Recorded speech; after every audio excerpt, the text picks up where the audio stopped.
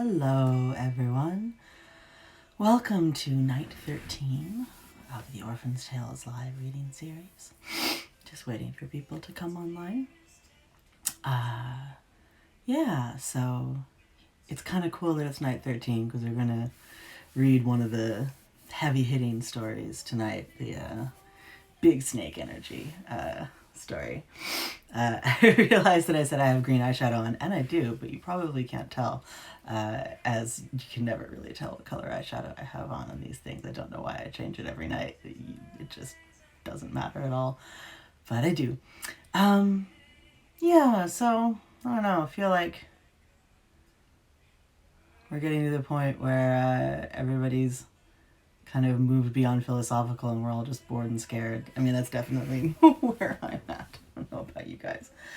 I was working on my next middle grade novel today, actually getting some work done despite everything, and realized that I wrote this whole character who just is alone all the time, and like that's their whole thing. And I wrote it because she's a pangolin. Pangolins are very solitary animals, to the point that there's no collective noun for them because they don't make groups. But I realized that I made a social distancing character. And how ironic is it, since one of the theories about how COVID jumped to humans is through pangolins, that like it might have done it through the most social distancing species that there is. So I honestly think in a year or two you're going to see so many books with little things like that, because you can't help but end up with it all through what you create in the midst of this. Just like there's a lot of stuff in the second Orphan Tales book that actually has to do with the Iraq War, because that's what was going on at the time. If you read it with that in mind, you can see it. It's much more obvious than you might think. So once again, we're listening to S.J. Tucker, the wonderful singer-songwriter who's done albums based on these books. You can check her out at sjtucker.com or Bandcamp under the same name. We'll do our housekeeping. You all know how this song goes at this point. This is not an audiobook. For legal purposes, this is a play. It's a one-woman show. You can catch up if you've missed any nights at the archive on my YouTube channel at Cat Valenti Live. You can subscribe to my Patreon and get pieces of that middle grade book with the pangolin, as hot off the presses, as they say, at Cat Valenti. And you can follow me on Twitter at Cat Valenti. There's a tip jar in my Instagram profile and on my website at catherineandvalenti.com. These are absolutely free readings, but if you wanted to toss a coin to your witch, it would be deeply appreciated, as times are quite tough for us. Anyone who does, I will thank them in the next stream by name. I do take questions at the end of these readings. People have them, but things do tend to kind of close up pretty quick at the end of these things, so think of questions while I'm reading out loud, and you will be sure to get them answered. All right, let's get started. We are actually pretty quickly closing in on halfway through this book, making good progress. All right. Now this one I actually have read a lot. I have read this section a number of times because there is a Suge song, an S.J. Tucker song based on it. And we'll play that at the opening of the next stream. The Wizard's Tale. Once in a far-off kingdom, of course not nearly so magnificent as yours, my lord, there lived a Rajah by the name of Indrajit. He was a fine ruler, strong and just as an arrow through the heart of a thief. His conquering hand was laid out on the fields and farms like a cloud that brings blessed rain. None refused his rule, and no voice was raised against the power of that most sacred hand. But still he sought to bring the light and glory of his just rule to the far reaches of the countryside, an ambition not unknown to you, my lord. He looked beyond the great river that flowed like a bolt of silk through the fertile kingdom. And so he led his famed royal guards, who, as legend told it, had sprung up from the earth when Indrajit slew a monstrous boar in the hinterlands, and the beast's teeth fell to the ground and shattered. From those teeth came the 144 warriors ever known after as the Dentast Varahashind, the teeth of the boar. They were bound utterly to Indrajit, whose slaying of the monster had given them life. The Boer soldiers were fierce and terrible, and their loyalty was pure as snow on the carcass of a kill. They carried shields made from the vast shoulder blades of the wild pigs of the mountains, which grew in that time to be as large as the vaults of the Rajah's treasure house.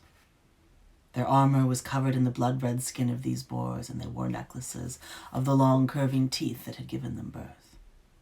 They painted their faces in pitch and sharpened their teeth with blacksmith's tools, so that the sight of them was like seeing a demon horde rising up under the moon. The country loved the Rajah, as subjects should, but they lived in cold terror of the Varahasind. Indrajit one summer had led his loyal band across the sparkling river to a small monastery, which he wished to conquer and use as an outpost for the bringing of his just reign to the south. The temple was, curiously, peopled entirely by women, and it was dedicated to some heathen serpent or another, draped in jewels. When the women saw the Varahasind approach and heard their ghastly battle cry, which was like to the screaming of a boar pierced with an ash spear, they did not shriek or run, but gathered close around the icon of their god, shielding the green bronze metal with their veiled bodies. A few of the women did show their fear, and fainted dead away, but their limbs were held up by other acolytes. Touched by their devotion, Indrajit did not sever their ungrateful breasts immediately and feed their bodies to his men. Instead, he pulled them aside and simply smashed the statue into jagged shards with the pommel of his massive sword, famed in all regions as an invincible blade. Still, the women did not cry out as women ought to do. Instead, one of them, with eyes as black as the lightless throat of the serpent, looked at the great king and said, "That was ill done. You will walk under her curse now for the length of your days, which will spool out onto the earth like a hideous thread." Indrajit was not so touched by their devotion that he broached the disrespect of a woman. He ordered his men to take the women out into the forest and cut out their tongues so they would never again speak to their betters, leaving them to wander and beg. But he was fascinated by the woman who had spoken so defiantly to him, whose name was Zemaya. He, as any king would, wished to teach the recalcitrant wench her station in the world. But he also birthed a powerful lust for her in his heart. She was, after all, very beautiful in her white veils, and her black eyes were so deep she seemed to have no pupils at all. Her hair fell past her waist in long black curls, and it shone most curiously in the summer sun, like the smooth skin of a salamander, and her skin brooked no blemish nor tolerated a less than perfect contour. She did not lower those disconcerting eyes from the king, even when he bound her hand and foot. He carried her slung over his copper-studded saddle to his palace to be his queen. She was but one of 1,000 wives, of course, and even more bound concubines, but in marrying her he hoped both to sate his lust and to incur the good fortune of her god, and thus she was more prized than any of the wretched mares he had harvested from his own country. But he could not house her with the perfumed harem, lest she incite the poor beast to rebellion. Thus Zemaya was kept in the room all her own, accessible only by a passage from the Rajah's bedchamber. Before she entered that vaulted space, she turned to Indrajit and spoke to him for the second time. "I will consent to this marriage of my free will, and swear an oath not to wage battle against you within your walls. I will bear you 7 sons and 7 daughters, and they will all grow to be great warriors and beauties famed throughout the wide world. But I will avert from you the wrath of the serpent god and protect your house, but you must grant to me this condition." Indrajit burned for this woman, with her strange hair and lithe limbs. He certainly would grant her this thing if he could have her without a struggle. "On the 3rd day of each new moon, I must be free to do as I wish, and you must swear an oath on the body of the boar whose flesh gave you your sworn warriors that you will not attempt to see me or come near me on that day. Fear not, I will not leave the castle nor try to escape you. This is my condition, and it may not be altered." The Rajah agreed with a voice of crimson velvet, and Zemaya spoke no more. Years went by like blackbirds in the night, and indeed the strange-haired woman gave birth to 7 sons and 7 daughters, each with the same black eyes and thick curls as their mother. Truly they seemed to be nothing like their father at all, but took their blood only from Zemea, who never seemed to grow older nor less beautiful. Even when the children were fully grown, each stronger and more radiant than the last, and true to her promise, all the girls were great warriors, and all the boys beauties. She stood among them as a sun among candles. And the king, being a king, kept his word. He busied himself with subjugating the continent and managing the affairs of state. But his suspicion grew as each child looked less and less like him, that she spent her new moons in adultery and sin. She was, after all, a heathen and entirely uncivilized. She could not be trusted. Indrajit grew purple in the flesh over this fear, made himself ill with it, until he could no longer restrain himself, but resolved at the next new moon to spy upon his barbarian wife and catch her at her crime. And so it was. It was not difficult, since her chamber was connected to his.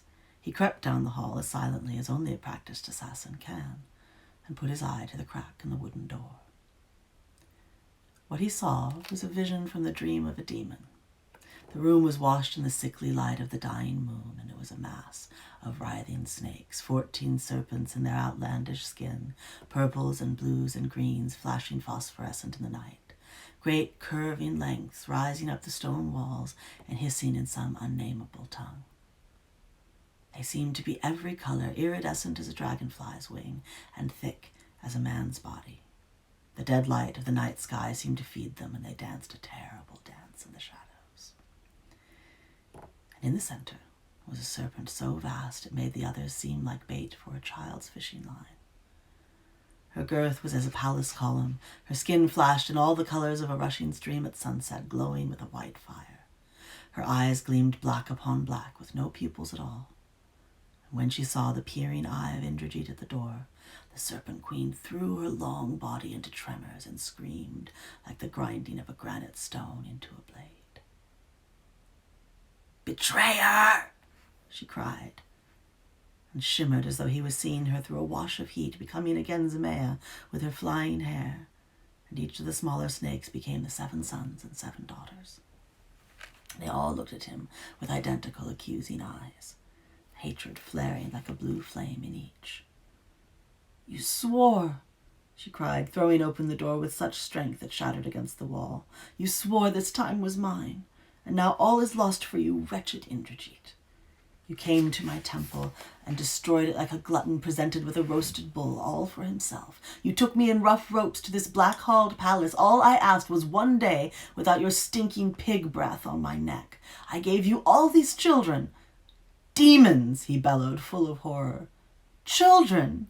My children, my beautiful hatchlings, they are perfect. You did not take the time to discover the nature of our order before you ruined us. I do not worship the serpent god. I am the serpent god. I sat in the sky when the earth was nothing but air.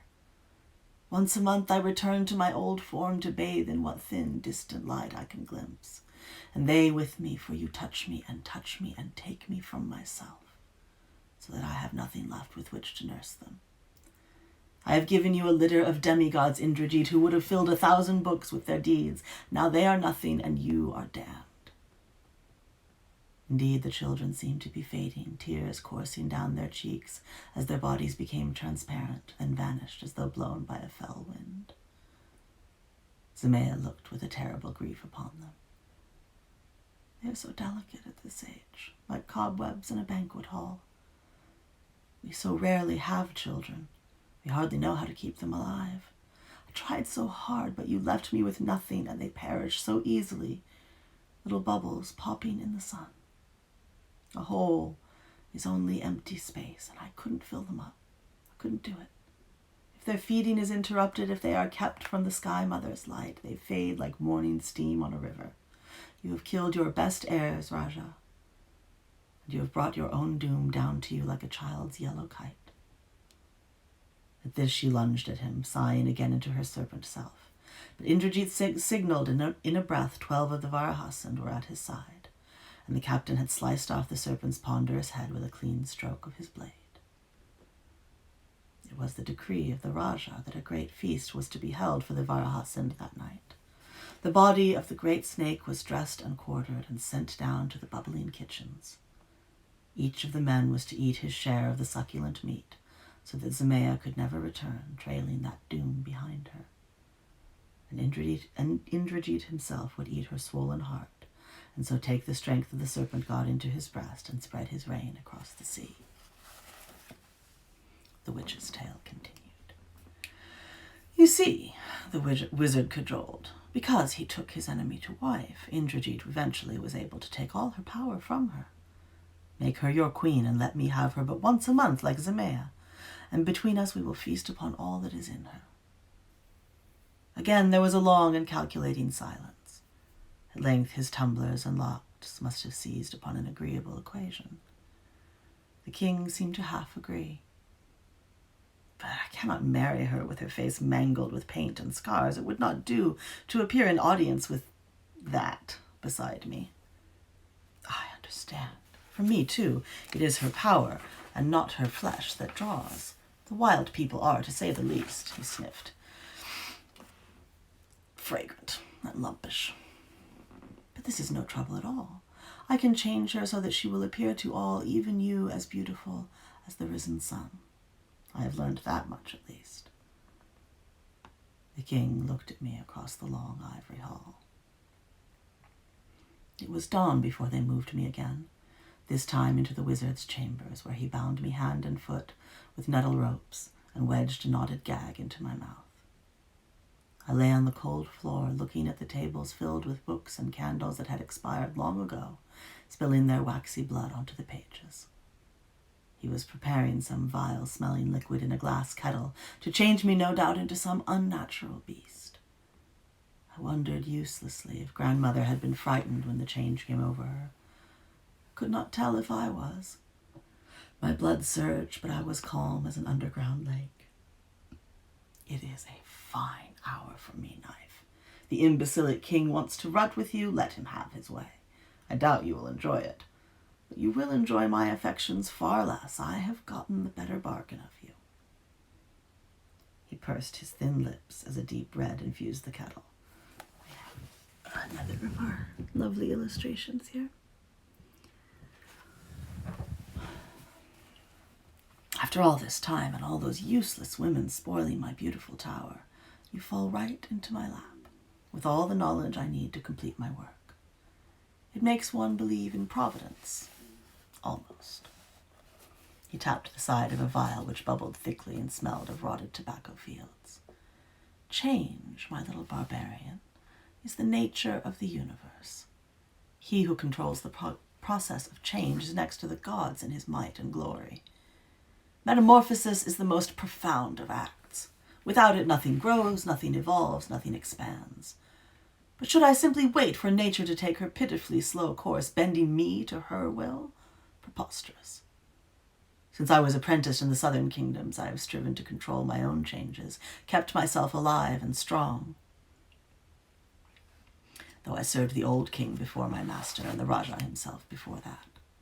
I have strained through all those reigns to discover the secret whereby I may alter myself according to my own designs. The mind, you understand, must have sway over the body. It is the province of gods to fashion their forms to their will, and through you, my little wolfling, I will become as bright as any star. It is all about control. Who has it, and who does not?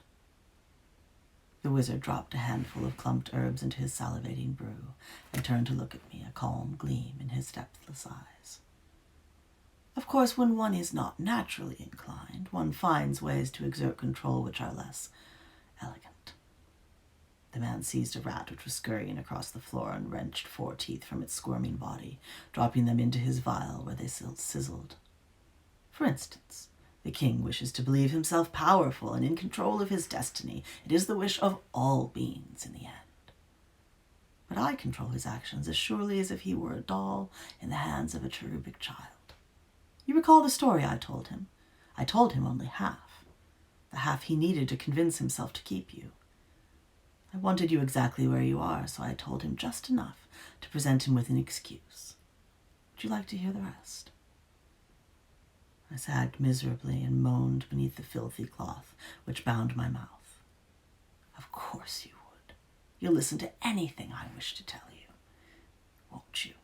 Where were we? Oh, yes. Samaya was dead and resting comfortably in 145 satisfied stomachs. And we'll stop there and finish the snake's story tomorrow. There's definitely a few little bits and pieces in there of lots of different stories. I saw a few people recognize Melusine, and that's definitely the inspiration for it. The boar teeth comes from Greek myth, and the soldiers that were created from dragon's teeth. For anyone who speaks Russian, there's no surprise in that story at all, as zmeya means snake or serpent in Russian. When I read it, I sort of deliberately pronounce it wrong because I kind of feel like the wizard would.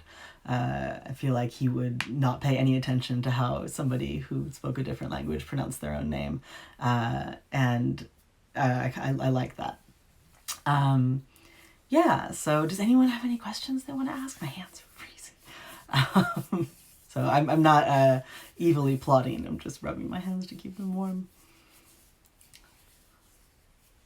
Any questions?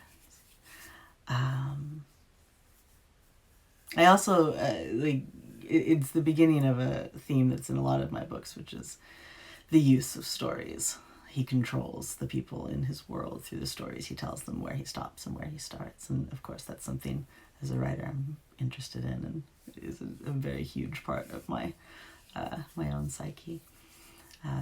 Not controlling people, but the interest in how a story changes depending on where you start it and where you stop it. Which will be a continual theme throughout the Orphan's Tales. Well, if no one has any questions, we'll do our outro housekeeping for legal purposes. This has not been an audiobook. This has been a one-woman show. Scene. You can catch up on the archive at my YouTube channel, Cat Valenti Live. You can find the music we were listening to earlier at sjtucker.com.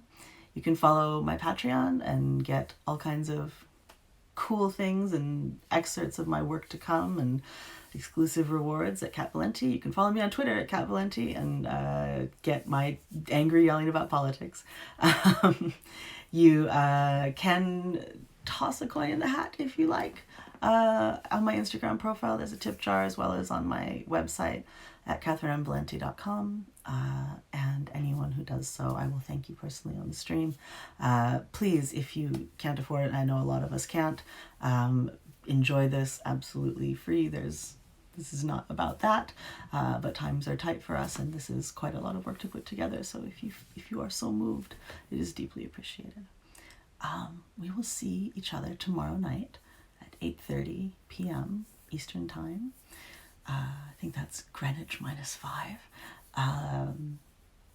Same fairy tale time, same fairy tale channel. Very lovely to see all of you once again.